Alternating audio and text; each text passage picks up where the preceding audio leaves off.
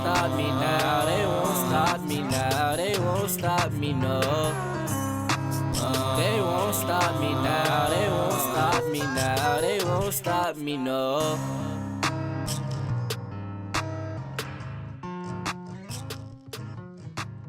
Hello and welcome back to We Are Mighty. How you doing? How has the last couple of weeks been treating you? How has your grief journey been going? You know, we're dealing with changing of the seasons, going from fall into winter, starting to get colder at night, colder in the morning. Daylight savings time. I don't know if it ends or begins in the fall or winter, but we got that extra hour not too long ago, and it throws me off, to be honest. Makes me sleepier. So I apologize if I look tired. I'm still trying to catch up, even though we got an extra hour. It just throws your body off, especially here where it's now darker when you get up in the morning, possibly darker when you leave for work, and darker when you get home from work. It just throws everything off. That's one thing I think that the current administration should actually move forward with, is leaving either on daylight savings time or on standard time, whichever one, so that we don't have to go through these changes twice a year that screw everything up. Anyway, on another note, how has everything been going for you? Did you flip it like we talked about last time? Did you flip it to where grief isn't in the forefront? To where, although it's a part of your life, it's not the biggest part of your life. It's not what shows before you or what arrives before you or what everyone sees when they see you. And it's funny that was what I talked about last time, because I know for myself, even though I'm trying to be on a more positive journey, I'm trying to not let grief lead the way and not let my sadness be what's in the forefront. I feel like that's what people see when they see me. I feel like my posture, my speaking, my appearance, everything just exudes grief. Like, I feel like even if they don't know, just in talking to me, they know. And I had an interesting situation happen here in the last couple of weeks where a coworker of mine, a really sweet girl, she lost her best friend. And she was pretty, sad about it, of course. It was her best friend. And they had been through a lot, and the friend had been sick and in the hospital off and on. And I guess this last time she just didn't come home. And so the young lady was, the best friend had died on Saturday, and she was at work on Monday, and she felt like she hadn't really dealt with it yet. It hadn't really hit her. But the thing that she said to me that kind of threw me for a loop, if you will, she said, "Tanya, I had to think of you this weekend. I had to pull from your strength." And I'm like, pull from my strength? Sweetheart, I ain't got much. How you gonna pull from mine? You take away from my strength, I may not make it. And she was saying that she thought about how I deal with the grief that I've been faced with and the things that I have had to overcome. And she pulled strength from that and how she admired how I deal with these things. And I'm thinking to myself, girl, who you talking about? This stuff is killing me every day. It's on the inside. I am just screaming. I'm still angry. I'm still dealing with the pain and missing my child every day, and you talking about you pulling from my strength. And she just said, you know the phrase, you don't look like what you've been through? Girl, like, I literally look at you and you inspire me. Now I'm just like, okay, she got to be blowing smoke or something, because there's no way, because I feel like the way that I am seen, or that I am presenting, I just look like someone who's grieving. And it really was encouraging to me when she said that, I know some of the things that you've been through, and just looking at you, I really admire you. I really can appreciate your strength. And that just made me think about like what our journey looks like to people on the outside. If I wasn't doing this podcast, if I wasn't talking about every other week on a recording the journey of grief that I've been on, the way that it affects me, the way that it affects my family or others around me, how it sticks with me, or how my son, my oldest son who's still alive, how it, how things go for him, would people really know? Can they tell? Although I always thought they could. From the outside, can they tell that I'm on this journey? I mean, yes, I wear my son on my necklace, and I've had to tell people, because it flips, and, there's a baby picture of him, and then there's another picture of him when he's, I think, 19 or 20. And so sometimes people say, oh, the baby's so cute on your necklace, and, that's my son. Oh, and they start asking questions, and eventually it gets to the point where, he passed away a couple of years ago. And then they're like, utter shock. And of course, I'm still like, you could tell the way I am that I'm dealing with this.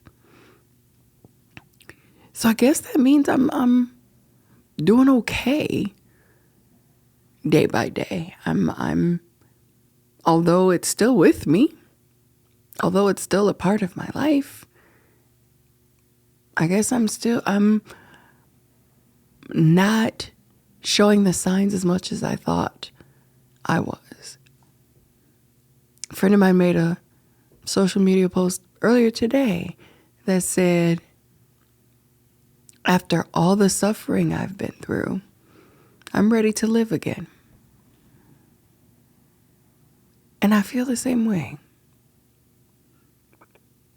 I've been suffering as a result of the grief. I've been suffering from the loss of my child, and then my friend, and my job. There's things that have caused me to suffer that I've internalized, and I feel like I've allowed those things to keep me from being me. And I say that because prior to dealing with the loss of my child, like, I was a character, if that makes sense. I mean, yeah, I still laugh and joke when I can, but I know the outgoing person that I was. I know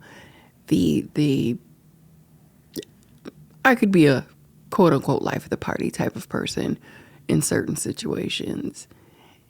And I've lost that because I let that identity fall to the wayside to take on that identity of grief. And so I'm like her, I'm ready to live again and live and not feel guilty. And that's the hardest part, not feeling guilty about it.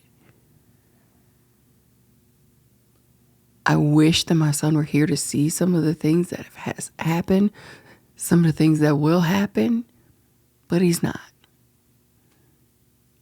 And he never will be, unfortunately.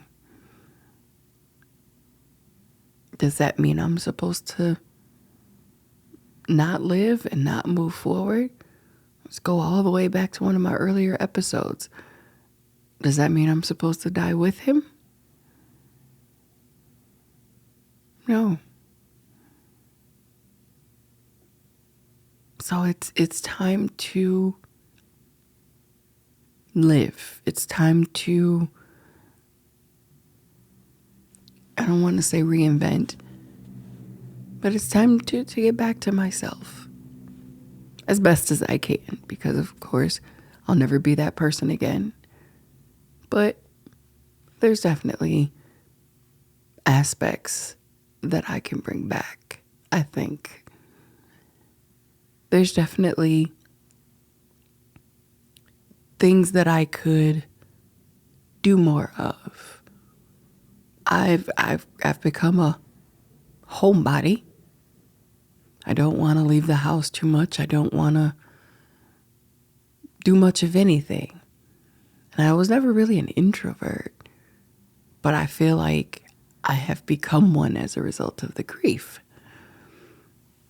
I'm not saying I want to run around and be wild and crazy. No, it's just not at that stage of life anymore.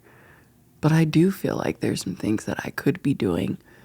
There's some things that I could be motivated to move from the couch, move from being stuck in the house all the time, and actually live. How soon will I do that? I don't know. But at least I'm starting the pep talk phase, I guess. There's a point in your life where you feel like, where you realize, or I'll say maybe I can't speak for anyone else, but I realize that I cannot, as I've said before, I've said it, I can't let it take over. I can't let the grief consume me. And I can say it until I'm blue in the face, but until I do something different, it has. And it's funny because it's starting to feel like I'm the only one who actually sees it. Other people, I've had people go, "Oh, girl, I admire you." And I'm just looking at them like, what are you talking about? But they don't intimately know me, the real me, who I know outward to be, if that makes sense. So to them, it's just, ooh, you're able to talk about it, because some people can't. I've asked people to be on my podcast, and they have such a hard time dealing with the loss that they just can't. My son's father has the hardest time just going to court. So those things to them is me handling it well, when it's really just me making sure that whatever this person deserves for what he did to my child happens. I can't stay stuck in the house. I've got to be out here fighting for my baby. So to them, oh, that's resilience. You're so strong, and you're not at home when I'm trying to comb my hair and don't even have the strength to look at myself in the mirror because I see something different than those on the outside. I see someone who's broken. I see someone who's still trying to put those pieces back together and still trying to find that strength that those on the outside seem to believe I have. So how does your journey look? Are you resilient on the outside, broken on the inside, like I feel I am? Are you broken on the outside and on the inside? Are you truly strong enough and bold enough to just deal with it and no longer feel the hurt? If so, how long did it take you to get there? How did you get there? Again, there's no cookie cutter way of dealing with it. There's no time frame. There's no rule book, handbook. There's no guidelines to getting to that point of complete resilience. And there's no guarantee that you will. That's just what I'm striving for. But I worry in striving for that, will I let his legacy die? Will I let his memory go? And I definitely don't want to do that. So that's where I'm fighting to balance. Balance the responsibility of keeping his memory alive, keeping him with us, not letting all of the wonderful memories that we have, all of the wonderful days that he was here on this planet, not letting it be for naught. So that's like an internal struggle for me. If they see my resilience, if they see my strength, they do realize I lost a child, right? But is it for them to realize? I know he was here. I know what he meant. Now, of course, if you come into my office at work, there's pictures of him. There's, ways of knowing that he was here. But I don't always want to say, oh, hey, who's that in the picture? Oh, that's my son. Oh, he's so handsome. Yeah, he passed away a few years ago. It's weird sometimes to say those things. And I try, honestly, to keep from saying it. But it usually is people who are, oh, how old is he? What does he do? And then finally I have to say, well, we lost him a few years ago. And then it's, oh, I'm so sorry. Then you feel bad for mentioning it. It's just, it can be exhausting. It really can. But I wonder, how does everyone else see the way that I deal with what I've gone through? For my birthday a couple years ago, I had what I called a roast of death, because just the way me and some of my friends talk, we kind of joke, we roasting. I think we said death was a fat booty polar bear. B word, actually. I think that's what we said. And as we were talking, more people were saying more things, and it was like, man, can't stand death, and just making jokes. And when I had that gathering, there was a nice number of people that came, and I set up a microphone and curtain, and we went in front of the curtain and we were roasting death. But I remember someone saying to me, I'm not doing that. I'm not mocking death in that way. And I didn't look at it that way. It wasn't about mocking death. It was about healing in a way that's, I guess, unorthodox. And I get that, But if you talk to me and you know how I am, how I can make jokes out of anything, even sad situations, make a joke that's relevant. Death just snuck up in the house and nobody invite her. Just things of that nature. Nothing to mock death. It's actually true, right? We don't invite it.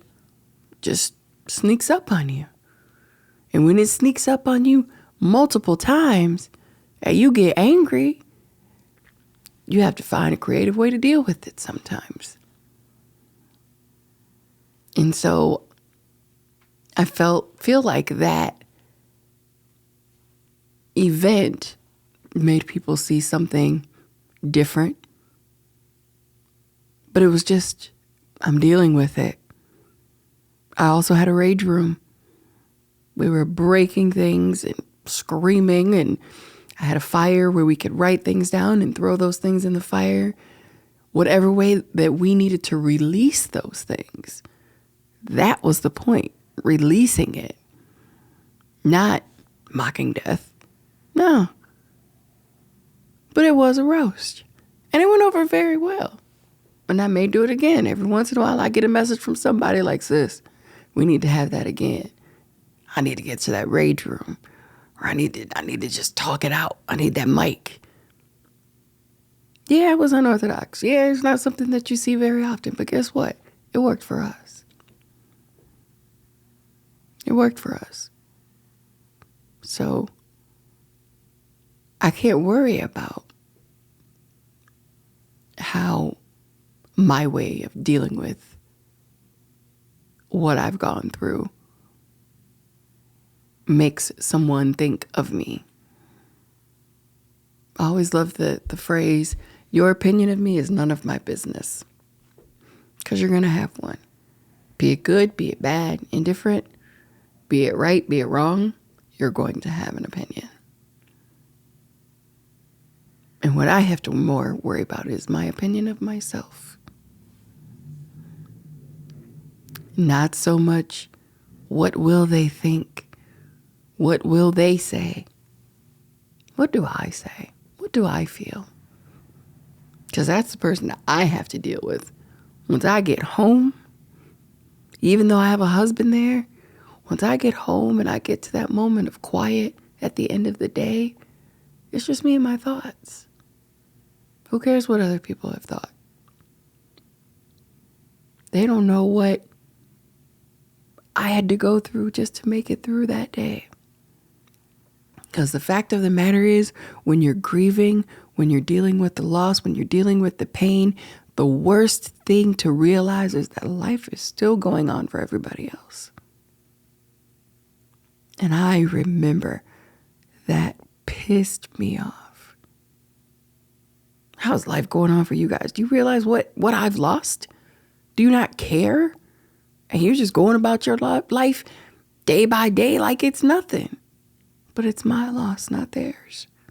Of course, they're sorry to hear about it and offer their condolences and pray for your family. But ultimately, it can't stop their life. It doesn't stop your life. It may slow it down quite a bit. But you still have to get up. You still have to go to bed at night. You still have to eat something. So although it's altered, it's not stopped. I mean, really, what would happen if everything just completely stopped when there was a loss? We'd get nowhere. Literally, we'd get nowhere. And then what? Now we're all miserable. We'd never get out of the depression.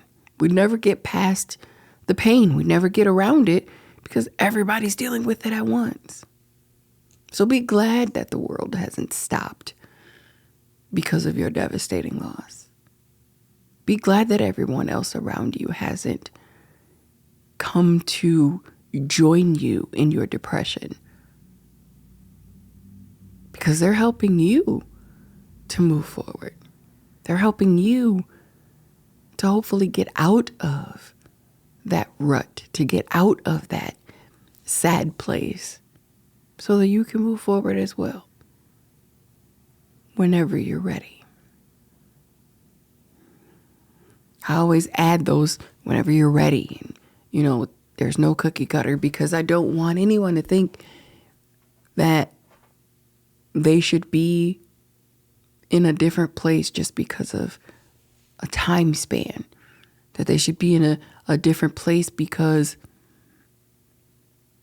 of the type of loss or how their loss isn't they're not dealing with it the way that someone else would, or, someone else's loss may be harder on them than yours is on you. You can't compare those things.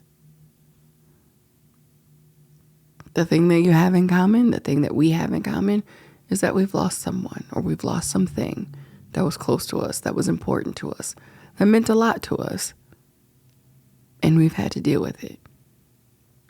The one thing we can take comfort in knowing, if anything, is that we've all lost something. Something, someone. We've all dealt with loss. Grief is universal. How you deal with it is up to you. So do you think that people see you and only see your grief and only see your sadness? Is that really the case? Take a look in the mirror. A real look. Do you really see the sadness? Do you really see the pain? Or do you see someone who is starting to thrive? Someone who is actually taking steps to move forward? And if you're still seeing the sadness, if you are seeing that, it's okay. It's okay. But if someone else is saying to you, you know what? You're stronger than I thought you were. Or your strength is amazing.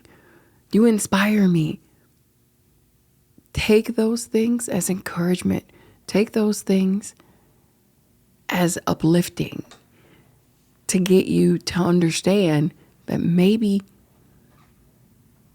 I don't want to say maybe it's not as bad as you think, but maybe you aren't in the place that you think you are, which is hard to say. I look at myself all the time and I say, I'm my worst critic. I sing in church.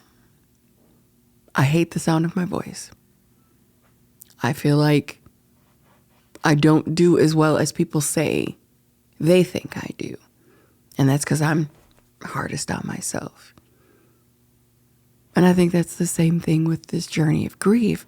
I'm hardest on myself because I feel like I should be in a certain place that I'm not yet, or I should look a certain way or act a certain way.